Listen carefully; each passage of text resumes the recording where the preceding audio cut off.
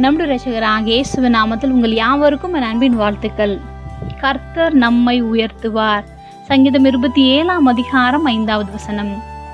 தீங்கு நாளில் அவர் என்னை தம்முடைய கூடாரத்தில் மறைத்து, என்னை தமது கூடார மறைவிலே ஒளித்து வைத்து, என்னை கன்மலையின் மேல் உயர்த்துவார்.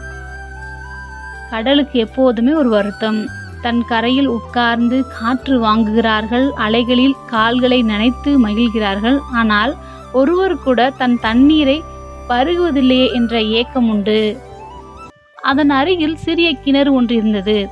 அங்கு சென்று தாகத்தை தீர்த்து கொள்கிறார்கள். கிணற்றை பார்க்கும் பொழுதெல்லாம் கடல் சொல்லும், நீயும் என்னோடு இணைந்து விடு, பெரியதாய் ஆகிவிடுவாய் என்று. கிணறு சிரித்து கொண்டே சொல்லும், நான் உன்னோடு இணைந்து உப்பானால் என்னில் தாகம் தணிக்க வருபவர்கள் என்ன ஆவார்கள் என்று சொன்னதாம். ஆம், இன்று நம்முடைய வாழ்க்கையிலும் கர்த்தருக்குள் நாம் இருக்கும் போது நமக்கு ஏற்படும் ஒவ்வொரு தீங்கு நாட்களிலும் கர்த்தர் கிணற்றிலிருக்கும் நல்ல நீரை போன்று நம்மை பாதுகாத்து கொள்கின்றார்.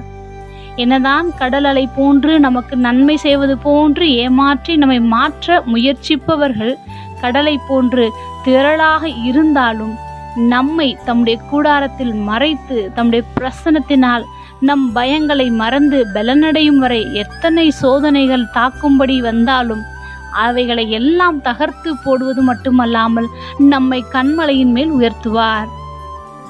தேவன் சொல்ல நோவா செய்த பேழை ஜலப்பிரளயம் என்னும் தீங்கு ஏற்பட்ட போது அதற்குள் அவனையும் அவன் குடும்பத்தையும் மறைத்து பாதுகாத்து அரராத் மலையில் நிறுத்தினவர்.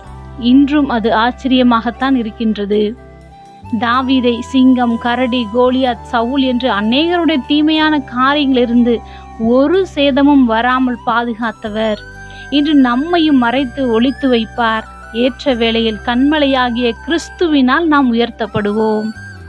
ஜெபம். அன்பின் பரம தகப்பனே, எப்பொழுதும் எங்களோடு கூட இருக்கிறவராகவே இருக்கிறவரே, தீங்கு நாட்களில் நீர் எங்களை பாதுகாக்கிற உம்முடைய கிருபைக்காக நன்றி செலுத்துகிறோம். இயேசுவின் நாமத்தில் பிதாவே, ஆமென்.